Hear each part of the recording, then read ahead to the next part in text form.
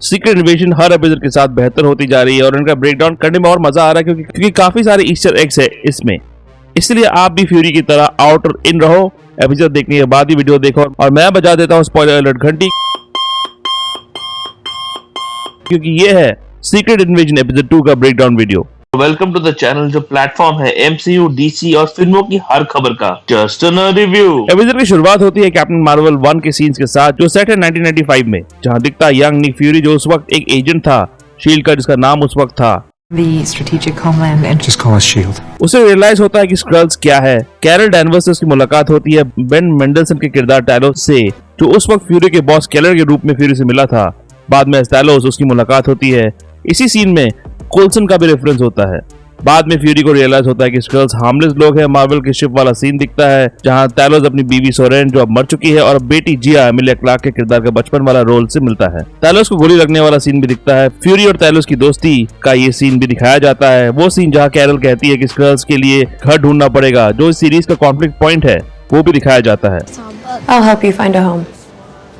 जहां वादे की बात होती है, एक और फ्लैशबैक सीन दिखता है जहां फिर से दिखता है यंग फ्यूरी। सैमुअल जैक्सन को स्पेशल इफेक्ट के थ्रू यंग दिखाया गया है। ऐसी सिमिलर टेक्नोलॉजी मार्वल ने ना सिर्फ सैमुअल के ऊपर यूज किया है पर और किरदारों के ऊपर भी यूज किया है, जैसे कि माइकल डगलस एंटमैन मूवीज में, Robert Downey Junior Captain America Civil War में। सीरीज में शायद पहली बार इस टेक्नोलॉजी का यूज किया गया है और वो बेहतरीन तरीके से किया गया है। समझ में ही नहीं आता कि कोई स्पेशल इफेक्ट्स का इस्तेमाल किया गया है। ये फ्लैशबैक सीन दिखाता है यंग ग्राविक और फ्यूरी के बीच पहला इंट्रोडक्शन का, जहां फ्यूरी ये वादा करता है जो इस फिल्म का मेन कॉन्फ्लिक्ट पॉइंट बनता है। Is the promise while you work to keep my home safe, Carol Danvers and I will find you a new one. ये सीन सेट है 1997 में, यानी कि कैप्टन मार्वल के प्रोसीडिंग्स के 2 साल बाद। इसी सीन में क्री स्क्रल वॉर पर रेफरेंस किया गया है, जहां क्री ने स्क्रल्स का प्लैनेट स्क्रूलोस को बर्बाद कर दिया था, जो आर्टिफिशियल इंटेलिजेंस द्वारा बनाया गया बिगिनिंग क्रेडिट्स में दिखाया गया है। क्री स्क्रल वॉर पर 2 बार रेफरेंस होता है इस एपिसोड में, एक बार यहाँ, दूसरी बार टैलोस और फ्यूरी के बीच ट्रेन वाले सीन में। खैर इसी सीन में हम मिलते हैं इस किरदार से जिसे बुलाया गया है वारा। ये नाम कॉमिक बुक से लिया गया। वारा कॉमिक्स में है नाइट्स ऑफ द इन्फिनिट की मेंबर, जो एक टीम था क्री और स्क्रल के हाइब्रिड्स के, जिन्हें असेंबल किया गया था ताकि उन्हें हीरोज बनाया जाए। हालांकि यही किरदार एपिसोड के अंत में दिखती है एज मिसेस फ्यूरी। इस पूरे एवेंजर जर्नी में सिर्फ कैप्टन अमेरिका और हॉकाई बिजी नहीं थे, बल्कि फ्यूरी भी काफी इन और आउट थे। समझ रहे ना? Not funny!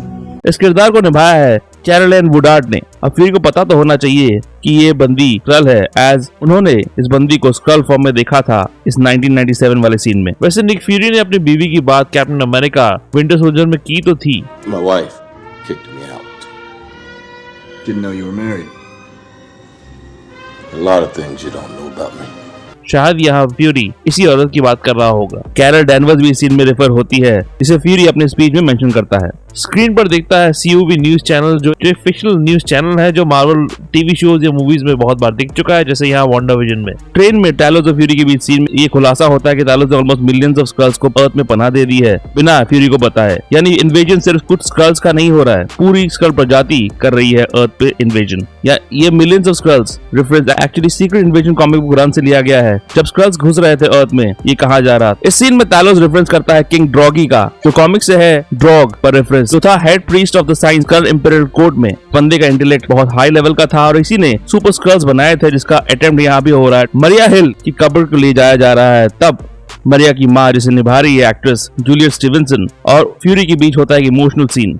हालांकि कॉमिक में मरिया की माँ उसे पैदा करते हुए मर गई थी और उसके पिता उसे ब्लेम करते थे इस मौत की वजह से, पर सीरीज में कुछ और दिखाया गया है। स्क्रल काउंसिल के दर्शन होते हैं, जो दिखाता है कि स्क्रल्स कितने हद तक इन्फिल्ट्रेट कर चुके हैं, जिसमें शामिल है यूनाइटेड किंगडम की PM पमेला लॉसन, जिसे निभाया है एना मैडली ने, the Italian head of NATO general Sergio Caspani, जिसे निभाया है गैम्पियरो जुडका ने, कोरिन बिलेना किरदार इस काउंसिल में रखा गया है, और शर्ली सागर, जिसे निभाया है Indian origin actress Sita Indrani ने, वो भी है यहाँ। न्यूज एंकर क्रिस टर्न्स भी दिखते हैं इस काउंसिल का पार्ट, जो कि है क्रिस्टोफर मैकडोनल्ड का किरदार। ये सीन एक इंपॉर्टेंट सीन है जो ग्राविक के अंदर के गुस्से को दिखा रहे हैं, जो इस सीरीज के विलन को एक आग दे रही है, जो अक्सर मार्वल के विलन्स में नहीं होता। किंग्सली बेन नदीर एक डेंजरस काम मेंटेन करते हैं दोनों एपिसोड में, पर इस सीन में उनका गुस्सा दिखता है। एवेंजर्स पर भी रेफरेंस है इस सीन में, जहाँ क्लियर किया जाता है कि एवेंजर्स अब इस दुनिया में अलग अलग जगहों में बिखर गए हैं। क्या है ग्राविक का एवेंजर्स के खिलाफ लड़ने का प्लान? वो बना रहा है सुपर स्क्रल्स, कॉमिक से लिया हुआ है किरदार जिनके पास अलग तरह के पावर्स हैं। ग्राविक कर रहा है सुपर स्क्रल बनाने की कोशिश एक प्रोग्राम के थ्रू, जिसमें उसकी मदद कर रहे हैं mister Mrs डैल्टन।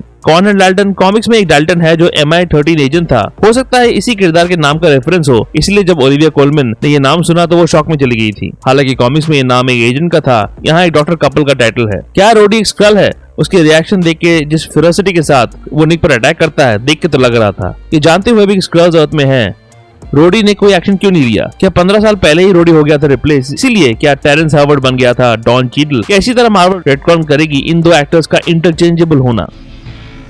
Next time, baby. There's a big possibility कि रोडी स्क्रल निकले। रोडी अपने पहले सीन में अपनी सुपर हीरो कवच पर भी रेफरेंस देता है। Slovakia rolls its eyes at me one more time, I'm gonna put on the suit and carpet bomb it. इस सीन में अलेक्जेंडर पियर्स का भी रेफरेंस होता है, जो था रॉबर्ट रेडफोर्ड का किरदार, जो उन्होंने निभाया था कैप्टन अमेरिका विंटर सोल्जर में और एवेंजर्स एंड गेम में भी। फिल्म में बाद में जाके पियर्स हाइड्रा एजेंट निकलता है। हाइड्रा का रेफरेंस भी होता है, सीक्रेट इन्वेजन कॉमिक्स पर भी रेफरेंस हुआ है, जब फ्यूरी ये कहता है You get them in a fight with the Skrulls, and next thing you know, they find themselves duplicated and turned into terrorists. उस कॉमिक बुक रन में स्क्रल्स ने सुपर हीरोज के रूप ले लिए थे और आखिर में बहरूपे स्क्रल सुपर हीरोज और असली सुपर हीरोज में होती है एक फाइट। सुपर सोल कैसे बना रहे हैं डेल्टन और ग्रेविक? वो इस्तेमाल कर रहे हैं ग्रूट के शरीर को, जिसके फोटो के बगल में लिखा है species flora colossus humanoid planet M. हो सकता है गार्डियंस ऑफ गैलेक्सी 1 के ग्रूट के शरीर के अंश को किसी स्क्रल ने असेंबल किया होगा और ग्रेविट बाद में ट्रेलर्स में दिखा है ग्रूट जैसे हाथों के साथ, तो ये पॉसिबल है कि एक्सपेरिमेंट सक्सेसफुल हो जाए। थॉर फ्रेंचाइजिस फ्रॉस्ट बीस्ट का नाम भी लिखा हुआ है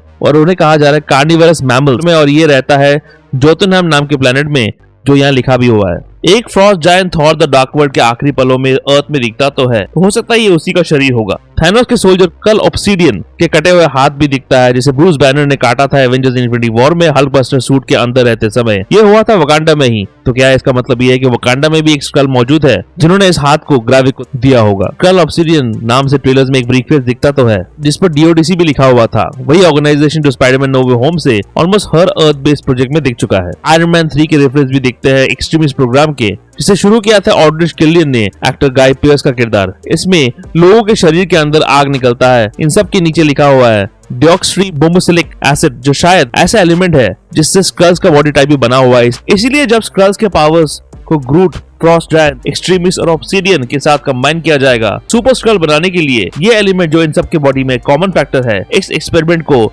सक्सेसफुल बनाएगा। एक एक्सट्रीमिस्ट किरदार दिख चुका है शांग-ची लेजेंड ऑफ द 10 रिंग्स में भी, तो एक्सट्रीमिस्ट काफी दिनों से सेटअप हो रहा है ऐसे वापसी के लिए। कॉमिक्स में इन लोगों ने फैंटास्टिक फोर के किरदारों के पावर्स का कॉम्बिनेशन करके सुपर स्क्रल्स के पावर्स बनाए थे, पर क्योंकि अभी तक MCU में फैंटास्टिक फोर इंट्रोड्यूस नहीं हुए, इसलिए ऐसे पावर्स चूज किए गए जो शायद फैंटास्टिक फोर से मिलते जुलते हैं। ऑब्सिडियन थिंग जैसा पावरफुल था, एक्सट्रीमिस्ट जॉनी स्टॉर्म की तरह आग उगल सकता है, ग्रूट के हाथ मिस्टर फैंटास्टिक की तरह स्ट्रेच हो सकते हैं, और फ्रॉस्ट जायंट के बर्फ के पावर्स सू स्टॉर्म की तरह एग्जैक्टली तो नहीं है, हो सकता है फंडा लगाया जाए ताकि पावर सू की तरह ही लगे। ओलिविया कोलमैन का किरदार इंजेक्शन का इस्तेमाल करती है, जिससे स्क्रल का पूरा बॉडी में खलबली मच जाती है। क्या ये एक्सट्रीमिस्ट से बनाया हुआ पॉइजन है, जो ऑलरेडी इस एपिसोड में टीज हो चुका है, जो दिखाता है कि गवर्नमेंट के पास अभी भी इन एक्सपेरिमेंट्स का डाटा है, जिससे वो एक्स्ट्रा टेरेस्ट्रियल्स पर टॉर्चर करने के लिए चीजें बना रहे हैं। ओलिविया कोलमैन यहाँ कहती है ये जो रेफरेंस है फ्योडोर दोस्तोव्स्की, फेमस रशियन नॉवेलिस्ट पर। क्या एमिलिया क्लार्क का किरदार एक ड्यूअल स्पाई है? ना वो ग्रेविक को सपोर्ट करती है, ना वो टैलोस को, किसी तीसरी पार्टी के लिए काम कर रही है क्या एमिलिया? हो सकता है कि उसकी बेस्ट फ्रेंड मोनिका रैम्बो के लिए। देखना होगा, क्योंकि उनका किरदार बहुत इंटरेस्टिंग वाइब्स दे रहा है इन दोनों एपिसोड्स में। तो ये है सीक्रेट इन्वेजन, जो बहुत ग्रिपिंग होता जा रहा है। सुपर स्क्रल के इंट्रोडक्शन के साथ लाइक सब्सक्राइब का रिश्ता बनाए रखेगा। रीसेंट वीडियोस जैसे कार्तिक आर्यन, कियारा आडवाणी स्टारर, सत्य प्रेम की कथा का मूवी रिव्यू वीडियो आखिर में है, चेकआउट जरूर कीजिएगा। और ऐसे MCU रिलेटेड वीडियोस को देखने के लिए देखते रहिए जस्ट अ रिव्यू।